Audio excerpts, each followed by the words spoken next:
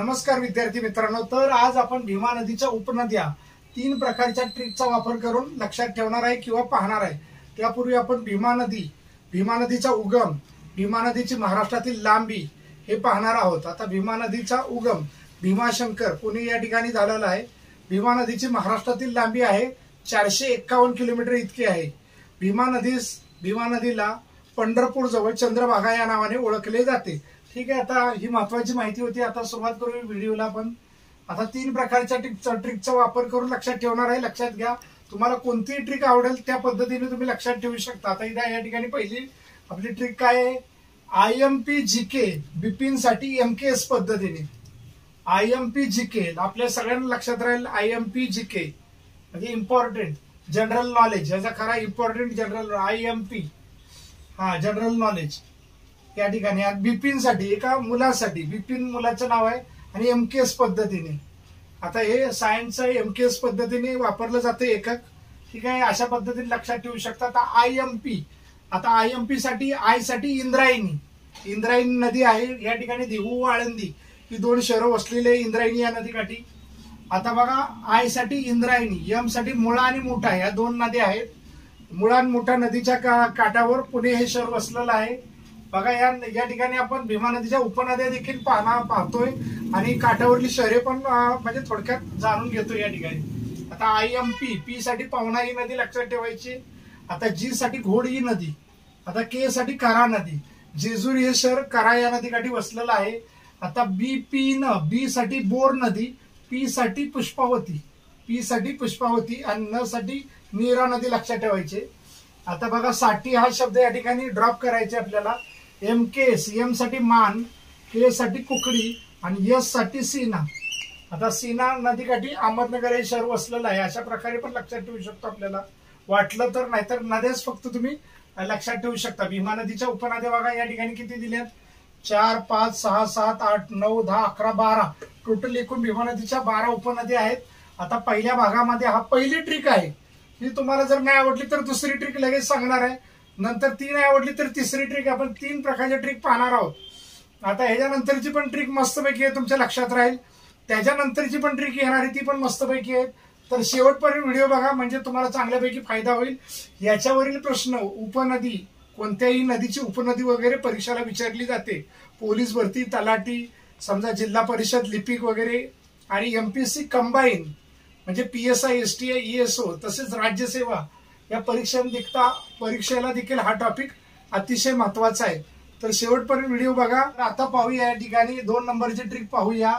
भीमा नदीच्या उपनद्या 2 नंबरच्या ट्रिकने तुमच्या चांगल्यापैकी लक्षात राहू शकतात। बघा काय ट्रिक आहे, इंद्र व पवन, मुळा, बोर, काकडी, पुष्प म्हणजे फुल मुठीत घेऊन मानसीकडे निघाले, एवढे लक्षात ठेवायचे। बघा, इंद्र व पवन ह्या दोघांना सांगा, इंद्र व पवन हे दोघं काय घेऊन निघालेले आहेत, मुळा, बोर, काकडी आणि पुष्प म्हणजे फुल कशात मुठीत घेऊन मानसीकडे निघालेले आहेत। कोण? 2 व्यक्ती, जे इंद्र व पवन ही 2 मुलं किंवा 2 व्यक्ती आहेत। इंद्र व पवन ही 2 मुलं किंवा व्यक्ती पण या ठिकाणी तुम्ही लक्षात ठेवू शकता। की काय मुठीत दोघं घेऊन गेलेत, मुळा आणि बोर, काकडी आणि पुष्प म्हणजे फुलं हे मुठीत घेऊन कुणाकडे निघालेले आहेत, मानसीकडे निघालेले आहेत, एवढे लक्षात ठेवायचं। आता याच्याद्वारे बघा, इंद्रायणी नदी, पवना नदी, मुळा, बोर नदी, काकडी। आता इथं काकडीला कुकडी नदी आहे। बघा, इथं कुकडी नदी आहे, इथं काकडी झाली। काकडीसाठी या ठिकाणी तुम्ही कुकडी नदीचं नाव काय आहे, कुकडी।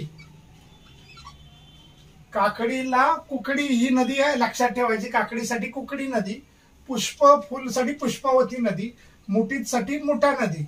ठीक आहे, आता घे साठी घोड नदी, मा साठी मान नदी, सी साठी सीना नदी, क साठी इथं करा नदी आणि या ठिकाणी निघाले या ठिकाणी काय, नीरा ही नदी। लक्षात ठेवा, अशा 12 उपनदी आहेत। ह्या ट्रिकद्वारे आपण ह्या मस्तपैकी लक्षात ठेवतोय। गमतीशीर ट्रिक आहे बघा, परत एकदा मी रिपीट करतो। इंद्र व पवन, मुळा, बोर, काकडी, पुष्प म्हणजे फुल मुठीत घेऊन मानसीकडे निघाली। बघा, म्हणजे आता इंद्र म्हणजे इंद्रायणी नदी, पवन म्हणजे पवना नदी, मुळा म्हणजे मुळा नदीचंच नाव आहे, बोर नदीचं नाव आहे, काकडीसाठी कुकडी नदी आणि पुष्प इथं पुष्पावती नदी, मुठीत म्हणजे मुठा नदी. आता घेऊन घे साठी घोड नदी, मा साठी मान नदी, सी साठी सीना नदी आणि क इथं आहे करा नदी आणि नी साठी नीरा नदी. अशा 12 उपनदी आपण या ठिकाणी दिलेल्या आहेत. ठीक आहे, आता बघूया 12 आहेत का. 3 4 5 6 7 8 9 10 11 12 या ठिकाणी भीमा नदीच्या उपनद्या दुसऱ्या ट्रिकद्वारे 12 दिलेले आहेत. यात तुम्हाला बघा ही ट्रिक कशी वाटते. अजून एक ट्रिक आपण तिसरी एक पाहणार आहोत. ही जर नाही व्यवस्थित बसली लक्षात तुमच्या तर अजून एक तिसरी ट्रिक पाहणार आहोत, ती बघायला विसरू नका. चला तर आता या ठिकाणी पाहणार आहोत आपण तिसरी ट्रिक पाहणार आहोत. भीमा नदीच्या उपनदीची तिसरी ट्रिक पाहणार आहोत. बघा ही यमक पद्धतीने ट्रिक तयार केलेली आहे. ही कशी वाटते ती मला सांगा कमेंट मध्ये. शेवटी तुम्हाला बघा इंद्राची मान, पुष्पाचा घोडा, पवनचा सीना, मुळा मुठा यमक पद्धतीचा काही काही ठिकाणी वापर केलेला आहे. निराकारा, काकडी बोर अशी यमक पद्धतीचा ठराविक ठिकाणी वापर केलेला आहे. इंद्राची मान कसं लक्षात ठेवायचं. इंद्राची मान, पुष्पाचा घोडा, पवनचा सीना. सीना पवनची, सीना म्हणजे पवनची छाती, पवनचा सीना म्हणजे पवनची छाती. मुळा मुठा, मुळा मुठा हे पण लक्षात राहू शकतो. निराकारा, निराकारा यमक पद्धती, काकडी बोर. आता बघा इंद्राची मान पासून आपण सुरुवात करणार आहोत. इंद्राची मान म्हणजे इंद्रायणी नदी, मान नदी. इंद्राची मान म्हणजे इंद्रायणी मान नदी. पुष्पाचा घोडा, पुष्पावती नदी आणि घोड ही नदी. पवनचा सीन, पवना नदी आणि सीना नदी. पवनचा सीना, सीना म्हणजे छाती, या ठिकाणी लक्षात ठेवू शकतो. पवना नदी, सीना नदी. मुळा मुठा नदी, मुळा मुठा नदी. जसेच्या तसं या ठिकाणी लिहिलेलं आहे आपण. निराकारा हे पण जसंच्या तसंच लिहिले, मॅचिंग शब्द आहेत. एक प्रकारची यमक पद्धत आहे या ठिकाणी. निराकारा, निराकारा.